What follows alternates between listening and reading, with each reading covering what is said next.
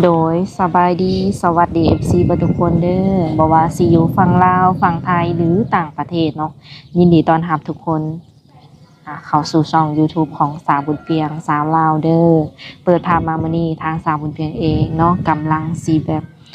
พาหนุ่มๆหรือว่า FC ทุกคนนั่นแหละไปเฮ็ดภารกิจหรือว่าไปทำหน้าที่อะไรทุกคนมื้อนี้ทางสาวบุญเปียงเองก็ได้รับหน้าที่หรือภารกิจหนึ่งเนาะ คือเพิ่นได้ให้ทางสาวบุญเปียงเป็นสะพานบุญหรือสะพานหักให้ก็ว่าได้เนาะทุกคนมื้อนี้ทางสาวบุญเปียงเองก็ได้รับหน้าที่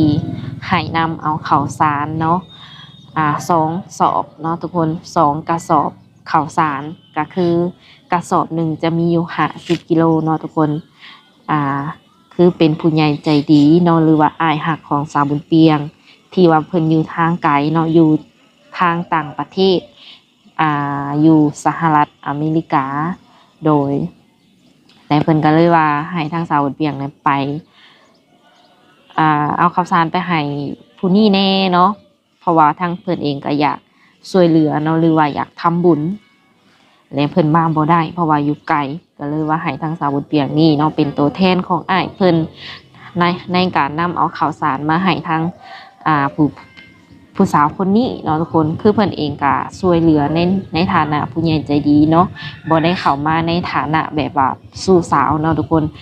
โดยแนวใดก็ขอบใจอ้ายหลายๆเด้อเนาะที่ไว้เนื้อเชื่อใจให้สาวบุญเปียงเป็นสะพานบุญให้ในครั้งนี้ขอให้อ้ายอยู่ดีมีแรงความเจ็บบ่ให้ได้ความไข้บ่ให้มีเด้อเนาะไปมาทางใดก็ขอให้เดินทางตลอดปลอดภัยขอให้มีแต่คนหักคนแพงทำมาค้าขายหรือว่าเฮ็ดธุรกิจหยังก็ให้ราบให้ลื่นเนาะบ่ให้ของบ่ให้ค่าให้ได้เงินได้คำหลายๆกว่าเก่าเด้ออ้ายเด้อเงินไหลนองทองไหลมาเด้อเนาะและก็เรื่องความรักก็ขอให้อ้ายเจอเนื้อคู่ไวๆขอให้อ้ายพบคนที่ว่าดีเนาะแล้วก็พบคนที่ว่าอ้ายฮักและก็เพิ่นฮักอ้ายเด้อโดยสาธุแนวใดก็ทางสาวเวียงก็สิได้ขออนุญาตนำข่าวสารเนาะไปให้ทางสาวโสดเฮาเลยเพราะว่าระยะห่างจากบ้านของสาวบุญเปียงมาหาน้องเพิ่นก็สิค่อนข้างว่าไกลแน่เนาะและก็ทางเฮาเองก็บ่ได้มีรถใหญ่เนาะทุกคนก็เลยต้องสิแก้ใส่รถจักรไปให้เพิ่นโดยกลับไปเบิ่งไปชมนำกันเนาะแนวใดก็ฝากกดไลค์กดแชร์กดติดตามให้สาวบุญเปียงในเด้อถ้าหากว่าคำเว้าคำจาผิดพลาดประการใดเนาะหรือว่า FC บ่ถูกใจปองใดก็สามารถแนะนำได้เนาะหรือเฮาเว้าผิดพลาดนี่ทางเฮาก็ต้องขอโทษขออภัยไว้ก่อนเด้อโดย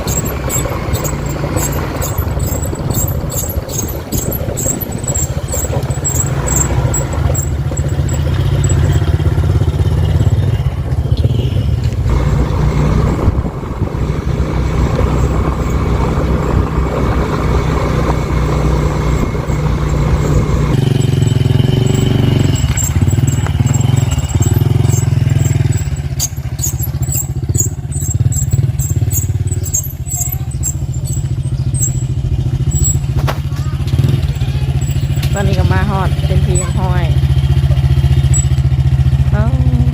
หนักพอสมควรเนาะรถตีนแวบหน่อยนึง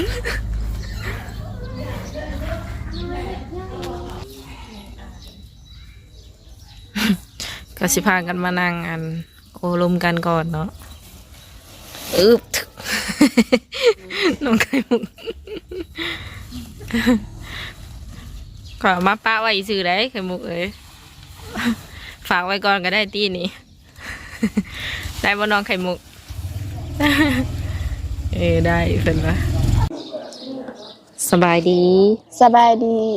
โดยสบายดีน้องไข่มุกอีกรอบเนาะมาพบมาพอการยามบ่ายๆทุกคนเลยเพื่อฮอดเฮือนฮอดซานเพื่อนซานเจ้าบ่ เพื่อนอ้าย อืมก็คือมาหาเพิ่นอยู่เฮือนอ้ายเนาะทุกคน โดยเป็นเท่าใดกินข้าวกินน้ำแล้ว กินแล้ว อืม เป็นอะไรซะหลังจากที่เปิดใจ มีผู้บ่าวเข้ามาคุยไลน์บ่ ลายอยู่ เนาะ เสน่ห์แฮงได้นี่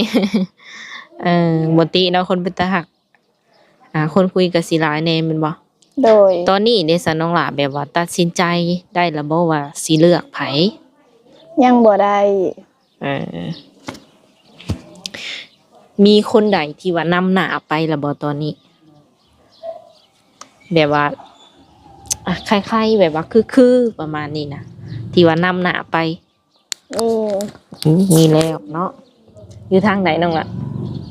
อยู่สิงคโปร์เอื้อย เอาโดยเดี๋ยวว่านำหน้าไปแล้ว โดย เออ โดย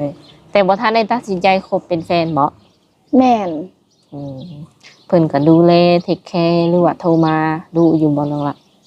ก็เพิ่นบ่ค่อยว่างหาน้ำเพิ่นช่วงนี้เพิ่นบ่ค่อยโทร อืมสิว่าไดมื้อหนึงได้คุยกันหลายบ่ซะหรือว่าบ่ได้คุยเลย ได้คุยเอื้อย อืมแต่ยังบ่ทันเลือกเนาะ โดย โดย ส่วนหลายคนที่ว่าเข้ามาคุยกับน้องนี่เป็นผู้บ่าวทางไหน ฝั่งไทยแล้วก็อยู่แถวสิงคโปร์ อ๋ออเมริกามีบ่ บ่มี อืมคือมื้อนี้เฮาก็ได้มีการทักแชทหาน้องเพิ่นแล้วเนาะว่าเพิ่นอยู่ไสอยู่ว่าซั่นซะเพราะว่ามื้อนี้เนาะทางเอื้อยเองก็สิว่าไดมันคือสิบ่เซอร์ไพรส์เนาะเพราะว่ามาไปสอบเลย โดย น้องเพิ่นเห็นแล้ว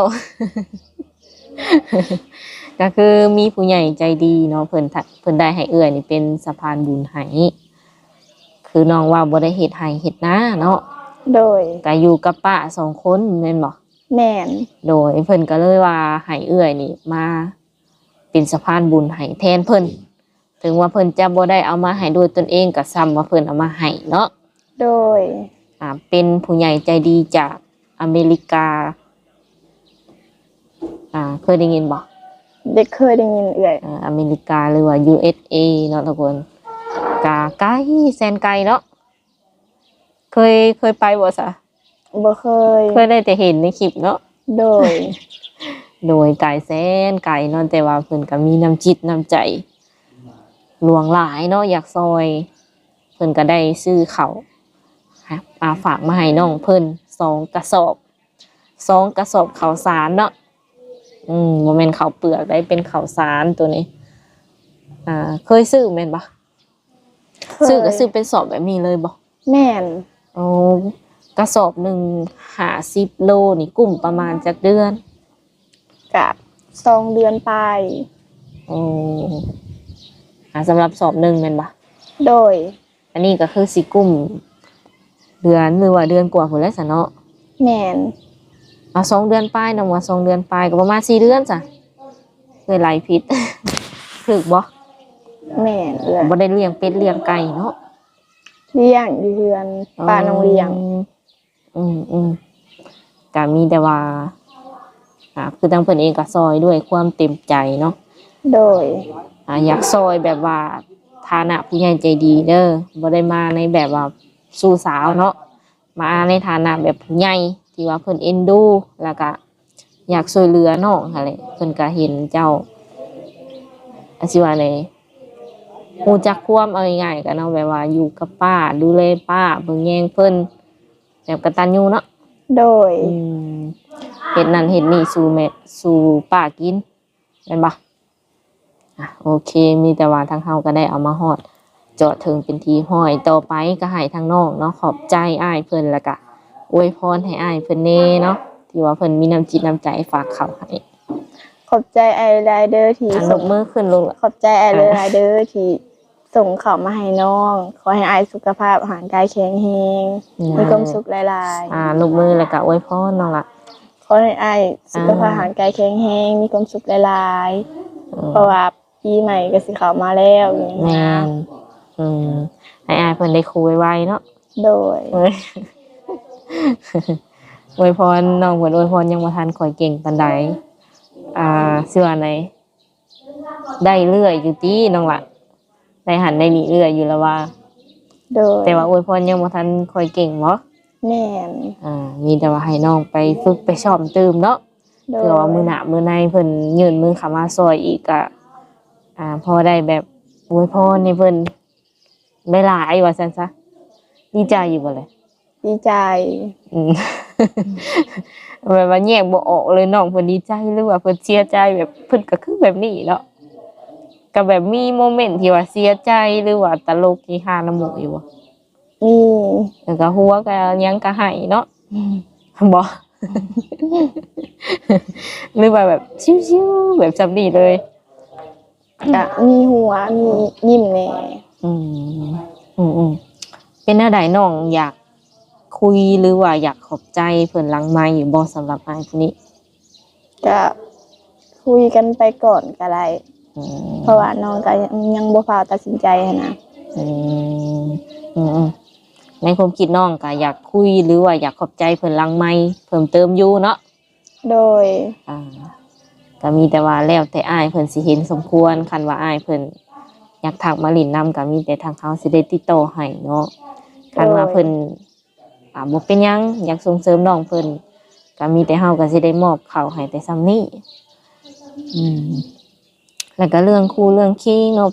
หลายคนก็ถามว่าเป็นหยังน้องคืออยากมีคู่มีคิงแล้วอะนะน้องหลาคิดเอาได้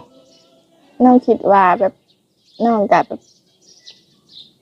แบบใหญ่แล้วหั้นนะน้องก็แบบอยากมีชั่วโมงคู่ อืมอยากมีแฟนน่ะจังซี่บอกหรือว่าอยากมีสามีเลย น้องก็ยังบ่พอตัดสินใจอยู่เลยเพราะว่าน้องตัดสินใจยังบ่ได้ ยังบ่ฮู้ว่าสิเอาเป็นแฟนหรือสิเอาเป็นหยังบอก โดย ความหมายน้องหั้นได้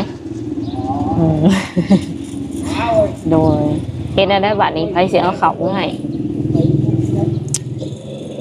อ้าย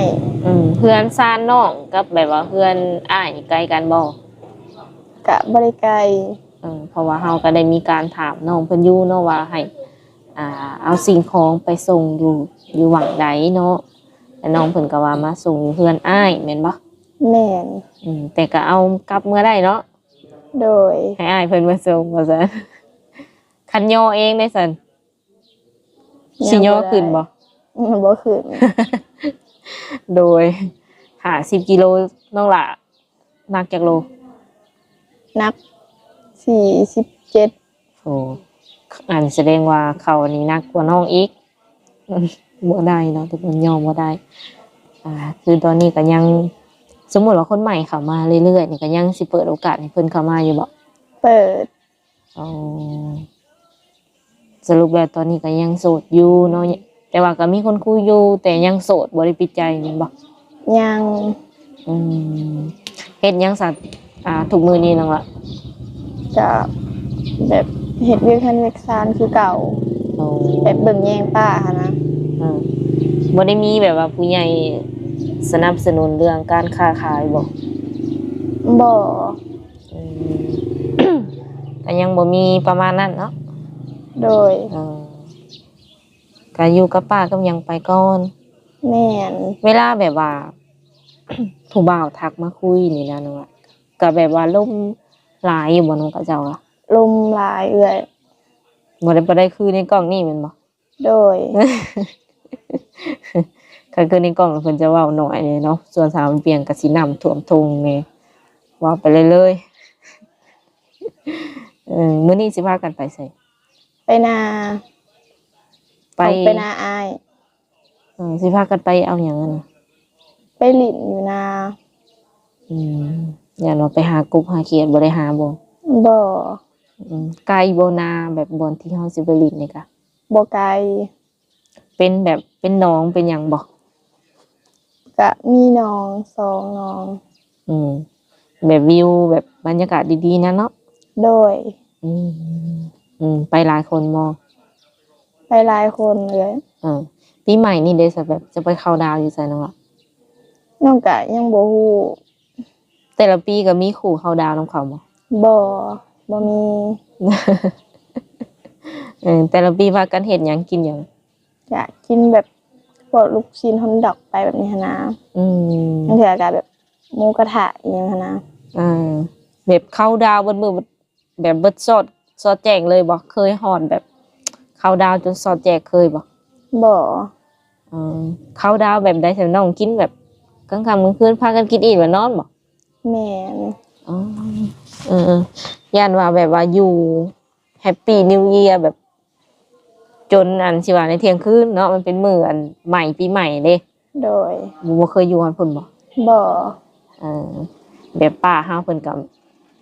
สิว่าไดมักลิ้นมักอีหยังแบบเทศกาลอีหยังแบบนี้บ่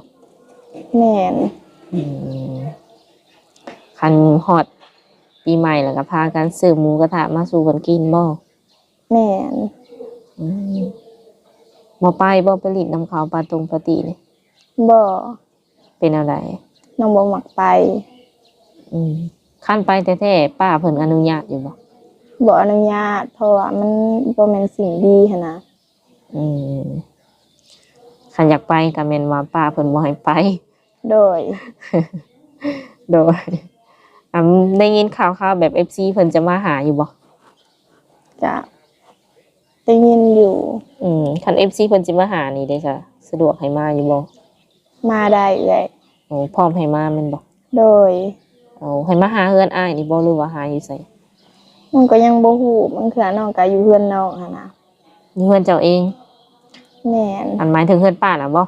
โดย แบบเฮือนป้านี่เป็นเฮือนแบบใดเฮือนเวลาแบบนี้เลยบ่ เป็นเฮือนไม้ สั้นเดียวเลย แม่น คันมีโอกาสเดียวอันมื้อหน้ามื้อในจะเข้าไปถ่ายทำให้ FC เบิ่งเนาะเป็นประมาณใด โดย เอากับเป็นเฮือน2ชั้นมีครบทุกอย่างว่าแบบไฟฟ้าหม้อน้ำอีหยังจังซี่ มีครบ ตู้หยอกตู้เย็นอิหยังก็แม่นก็ครบเนาะ โดย ฐานะนี้จัดอยู่ในแบบว่าสิว่านี่ปานกลางบ่ซะ แม่น ก็พอได้อยู่ได้กินเนาะ โดย โอเคทุกคนเลยนั่นแหละก็ดีใจนำเนาะที่ว่ามื้อนี้ได้ข้าวตั้ง2กระสอบเนาะก็คือสิแบบว่าลดค่าใช้จ่ายไปหลายเดือนเติบแม่นบ่น้องละ แม่น หรือว่าตอนนี้ยังข้าวสารอยู่บ่เดี๋ยวนี้ยังบ่ ก็ยังบ่หลาย บ่ดีเลยเนาะ โดย เดือนต่อไปก็จะบ่ได้ซื้อก็ส่วนที่ว่าเงินแบบแม่เพิ่นคอยฝากมาให้แบบซื้อข้าวซื้อน้ำเฮาก็บ่แม่นแม่เนาะแบบว่าลูกของป้าเนาะ แม่น เขาก็สิได้เอาไปซื้อนะอยู่นะกินอย่างอื่นแทนเนาะ โดย ดีใจเนาะดีใจแล้ววะ ดีใจ เออ ตอนเอื้อยเสร็จหาเฮ็ดหยังอยู่ซะ น้องบ่ทันตอบเพราะว่าน้องคาเฮ็ดเวียก ส่วงเศร้าๆเนี่ยก็สิบ่ค่อยว่างติ โดย บ่เป็นหยังเนาะโอเค ทุกคนมื้อนี้ก็ทางเฮาก็สิได้โอ้ลมกับเพิ่นประมาณนี้เนาะอันนี้แหละก็ขอขอบใจผู้ใหญ่อีกเทื่อนึงที่ว่าให้การสนับสนุนหรือว่าช่วยเหลือทางน้องเพิ่นเนาะดีใจน้ำน้องเพิ่นอีกเทื่อนึงนั่นแหละแต่ว่าทางคลิปนี้ทางเฮาก็สิได้ขอตัวจบไว้ก่อนเพราะว่าภารกิจนี้ก็ถือว่าสำเร็จลุล่วงไปได้โดยดีเนาะโดยน้องหละสบายดี สบายดี